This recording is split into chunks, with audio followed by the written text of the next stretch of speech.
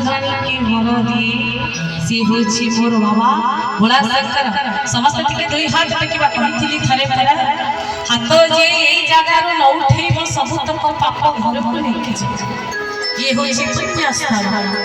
भजन मंच महाप्रभुकर मंदिर प्रांगण ये होछि पुण्य प्रांगण एठी जे हाथ उठेइबो सब तक पुण्य लेके घर को जे हाथ खोली बना मनुष्य जीवन रे कोन होछि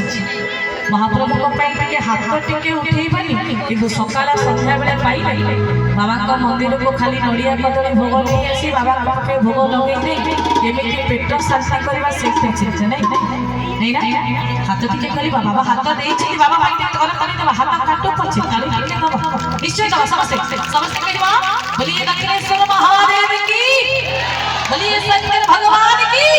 और समस्त कहबा जय जय जय जय जय जय